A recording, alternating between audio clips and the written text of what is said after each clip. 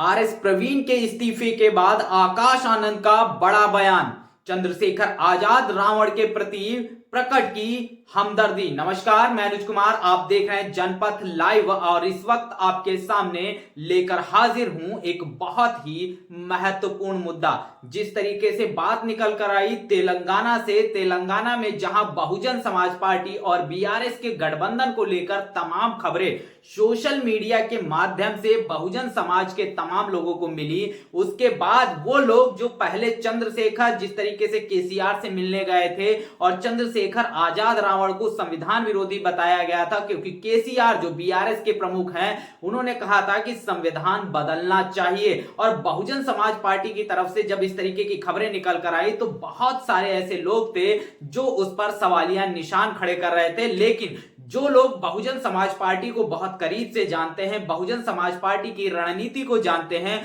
वो साफ तौर पर तब भी ये कह रहे थे कि बहुजन समाज पार्टी का इस अलायंस में कुछ भी नहीं है। और उसी तरीके की खबर निकलकर सामने आती है कि जो वहां के तेलंगाना के जिनको प्रदेश अध्यक्ष बनाया गया आरएस प्रवीण कुमार अपने ट्विटर हैंडल से ये खबर जारी करते हैं कि बीआरएस के साथ बहुजन समाज पार्टी तेलंगाना के अंदर लोकसभा चुनाव मिलकर लड़ेगी, यानी गठबंधन के अनाउंस करेंगे। लेकिन जिस तरीके से देखा जाए बहुजन समाज पार्टी को भी इस पूरी बात की जानकारी जो है आरएस प्रवीण के ट्विटर हैंडल से पता चलती है। इससे साफ तौर पर जाहिर हो जाता है कि बहुजन समाज पार्टी का इस अलायंस को लेकर किसी भी तरीके की कोई दिशा निर्देश नहीं थे। आरएस प्रवीण कुमार ने खुद के राजनीतिक स्वार्थ सिद्धि के लिए कहीं ना कहीं खुद की सीट को जीतने के लिए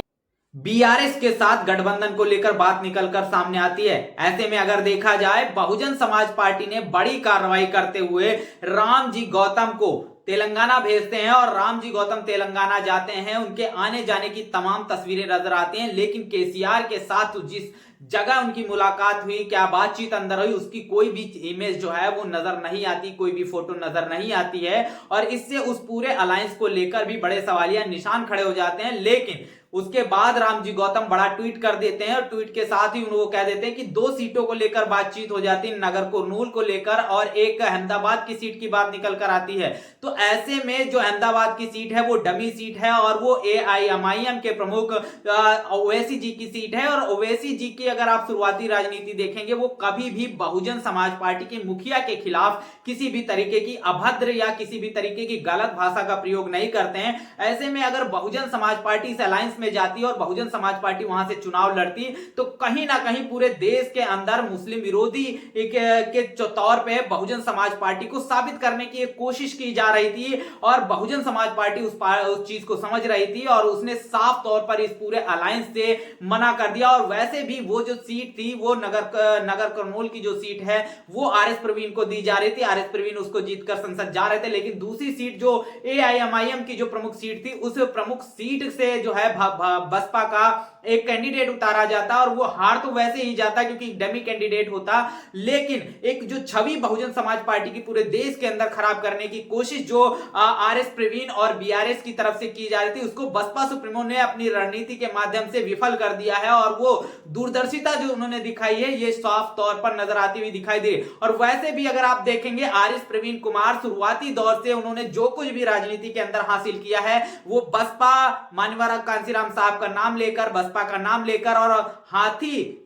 निशान वाले झंडे को लेकर का जो कुछ भी हासिल किया है वो सारी चीजें हासिल करके राजनीति में अपना ओहदा बनाने के बाद और बहुजन समाज पार्टी के खिलाफ इस तरीके का षड्यंत्र करते हुए नजर आते हैं। और बहुजन समाज पार्टी इस बात को भांप जाती है और उस अलायंस को खत्म कर देती है, जिसके बाद आरएस प्रवीण उस पर अपना जो है बहुजन समाज पार्टी से इस्तीफा दे देते हैं और बड़े आरोप लगाते हैं कि बहुजन समाज पार्टी बीजेपी से डर के कहीं ना कहीं से अलायंस को नहीं कर रही है।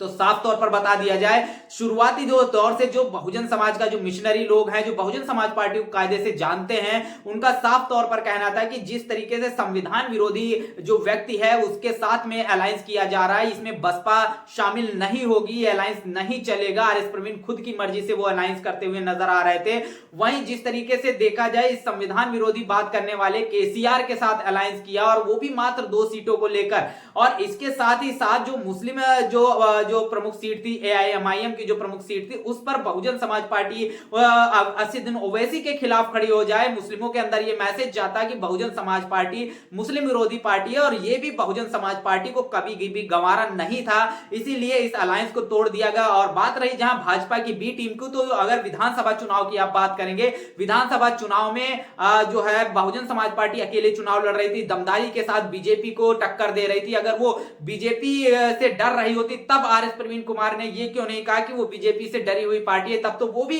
विरोध केसीआर कर रहे थे। 2 महीने पहले ही केसीआर को वो खुद संविधान विरोधी बताते थे और आज अपने राजनीतिक स्वार्थ सिद्धि के लिए वो उसी संविधान विरोधी व्यक्ति के साथ में अलायंस करते हुए नजर आ रहे हैं। और वो पार्टी जिसने उन्हें नाम, शोहरत और सब कुछ दिया, प्रदेश का प्रदेश अध्यक्ष बना दिया, उसके साथ ही साथ उनको मुख्यमंत्री पद का दावेदार भी बना दिया, उस पार्टी पर वो सवालिया निशान खड़े करते हुए नजर आ रहे हैं। और इसी के साथ ही इस पूरे मामले पर आकाश आनंद का बड़ा ट्वीट आया है। आकाश आनंद ने जिस तरीके से बड़ी प्रतिक्रिया दी है वो प्रतिक्रिया सुनने वाली है। सबसे पहले वो पूरी खबर आपके सामने रखता हूं, फिर उस पर हम चर्चा करेंगे। आकाश आनंद कहते हैं, मीडिया में आए आरएस प्रवीण कुमार के बयान को सुनकर काफी दुख हुआ। बीएसपी का कैडर और सभी पदाधिकारी भली भांति जानते हैं कि गठबंधन का फैसला हो, उम्मीदवार सभी फैसले की सूचना बहुजन बहन मायावती जी खुद मीडिया को देती हैं, लेकिन तेलंगाना के मामले में जिस तरह से प्रवीण जी ने अपरिपक्वता का परिचय दिया है वो पार्टी की नीतियों और कार्यशैली के खिलाफ है। संविधान बदलने की बात करने वाली पार्टी बीएसपी का गठबंधन बाबा साहब के मिशन के खिलाफ है। भाजपा के दबाव में गठबंधन तोड़ना तो दूर की बात, बीएसपी ऐसे लोगों से बातचीत करना भी पसंद नहीं करते। प्रवीण कुमार जी और यूपी के एक युवा साथी भी दलित राजनीति के विरोधियों की साजिश का शिकार हो गए हैं और संविधान विरोधियों के झांसे में आ गए हैं। लेकिन बीएसपी के लोग बहुत समझदार हैं, वो इन संविधान विरोधी लोगों की साजिशों को अच्छे से समझते हैं और कभी भी इनके झांसे में आने वाले नहीं है। बड़ी बात निकल कर आई। आकाश आनंद ने बड़ी तो सफाई दी है कि अगर बहुजन समाज पार्टी जो आप आरोप लगा रहे हैं कि वो बीजेपी के डर से उसने जो है गठबंधन तोड़ दिया है, तो आकाश आनंद का साफ तौर पर कहना है कि बहुजन समाज पार्टी को जानने वाले लोग ये साफ तौर पर जानते हैं, जो संविधान विरोधी बात करता है, बीएसपी के लोग ऐसे लोगों से बातचीत करना भी पसंद नहीं करते हैं, तो गठबंधन तो बहुत दूर की बात है। और आकाश आनंद के इस पूरे ट्वीट से यह भी जाहिर हो जाता है जो आरएस प्रवीण ने गठबंधन किया, इस गठबंधन की दूर दूर तक जो खबर बसपा सुप्रीमो को नहीं थी, यानी बसपा इस पूरे गठबंधन के खिलाफ थी। ये गठबंधन जो हो रहा था वो आरएस प्रवीण के मर्जी से हो रहा था और इसमें जो रामजी गौतम है उनकी भी कार्यशैली पे बड़े सवालिया निशान खड़े करते हैं। लेकिन इसके साथ ही साथ आकाश आनंद ने यह भी कहा कि आरएस प्रवीण कुमार और यूपी के एक युवा साथी, यानी कि उन्होंने चंद्रशेखर आजाद रावण की तरफ इशारा किया है और उनका कहना है कि ये दोनों लोग जो है वो जो संविधान विरोधी लोग हैं, जो दलित विरोधी राजनीति करते हैं, उनके झांसे में आ गए हैं, उनके जाल में फंस गए हैं और इससे कहीं ना कहीं बड़ा नुकसान जो हुआ है। और ये हमदर्दी आकाश आनंद की जो है चंद्रशेखर आजाद रावण के प्रति निकलकर सामने आई। आकाश आनंद का साफ तौर पर कहना है कि जिस तरीके से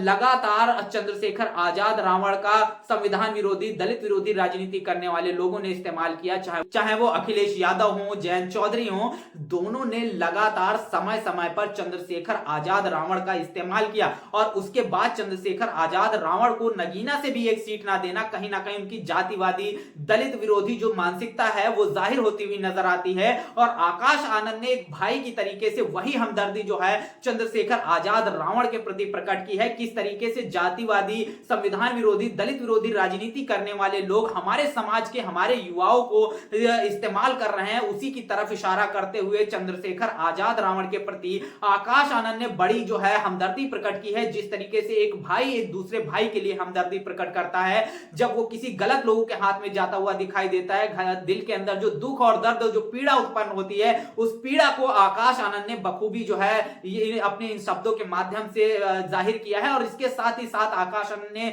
जो शुरुआती दौर में जब चंद्रशेखर आजाद के प्रति जब आकाश आनंद से सवाल किया गया था कि चंद्रशेखर आजाद रावण को आप जानते हैं, क्या प्रतिक्रिया, तो आकाश आनंद ने कहा था कि हम ऐसे लोगों को नहीं जानते, उसकी भी वो भरपाई करते हुए नजर आते हैं। यानी कि अगर कहा जाए तो आकाश आनंद अपनी जो उन्होंने वो गलती की थी उस पर भी उन्होंने बड़ी ये प्रतिक्रिया दी है। उसके माध्यम ये जो आज का बयान है वो पूरी गलती को वो धोता हुआ नजर आ रहा है। और आकाश आनंद ने जिस तरीके से चाहे वो आर एस प्रवीण हो, चाहे वो चंद्रशेखर आजाद रावण हो, जिस तरीके से इन लोगों का राजनीति के अंदर वो लोग जो संविधान विरोधी हैं, दलित विरोधी लोग हैं, उनकी राजनीति के खिलाफ लोग हैं, जिस तरीके से लगातार इस्तेमाल कर रहे हैं, उसके प्रति अपनी दुख और वेदना को प्रकट किया है। और इसके साथ ही साथ उन्होंने कहीं ना कहीं सांकेतिक भाषा में इन लोगों को यह भी आगाह करने की कोशिश की है कि ऐसे दलित विरोधी और संविधान विरोधी जो राजनीति करने वाले लोग हैं उनसे बचकर रहना चाहिए, क्योंकि राजनीति में लोग जो है वो कहीं ना कहीं उसी बहुजन समाज के लोगों का इस्तेमाल करके उसी बहुजन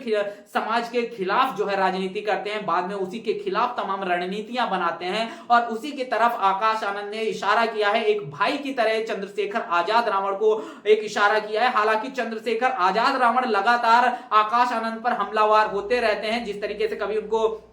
विदेश से पड़ा हुआ, सोने के चम्मच से खाने वाला, चांदी के चम्मच से खाने वाला, बिना संघर्ष के सब कुछ पाने वाला बताते हैं। लेकिन आकाश आनंद ने जिन सभ्यता भरे शब्दों से जो है जिस तरीके से ये परिचय दिया, पूरा बयान दिया, इससे साफ तौर पर जाहिर होता है कि आकाश आनंद के मन में जो सॉफ्ट कॉर्नर बहुजन समाज के इन तमाम लोगों के लिए है, युवाओं के लिए है, वो हमदर्दी आज जाहिर होती हुई नजर आ रही है। जिस तरीके से संविधान विरोधी, दलित विरोधी राजनीति करने वाले लोग चंद्रशेखर आजाद रावण का इस्तेमाल कर रहे हैं, चाहे वो अखिलेश यादव हो, चाहे वो जयंत चौधरी हो, चाहे वो हनुमान बेनीवाल हो, इन्होंने समय समय पर चंद्रशेखर आजाद रावण का इस्तेमाल किया और बाद में उस चीज को हो जाने के बाद उनको बाहर निकाल दिया। तो बड़ी बात निकलकर सामने आई, आकाश आनंद ने जिस तरीके से बड़ी सफाई दी है और दुख और वेदना प्रकट किया है, इससे साफ तौर पर जाहिर हो जाता है कि एक बहुजन समाज का जो एक लीडर होता है और वो लीडर के सारी क्वालिटी वो आकाश आनंद के अंदर साफ तौर पर झलकती हुई नजर आ रही है। और जब बहुजन समाज के लोगों का इस्तेमाल अन्य राजनीतिक दलों के जो संविधान के विरोध में लोग खड़े होते हैं, जो दलित राजनीति के विरोध में खड़े हुए लोग होते हैं, वो जब बहुजन समाज के इन युवा नेताओं का इस्तेमाल करते हैं, तो जो समाज का सच्चा हितैषी होता है उसके मन में वो पीड़ा होती है और वो पीड़ा साफ तौर पर जाहिर होती हुई नजर आ रही है। और आकाश आनंद उसी पीड़ा का बयान करते हुए नजर आ रहे हैं। बहरहाल इस पूरे मुद्दे पर आपका क्या कुछ सोचना है, कमेंट बॉक्स में अपनी प्रतिक्रिया जरूर दीजिएगा। बने रहिएगा जनपद लाइव के साथ, तब तक के लिए जय भीम, जय भारत।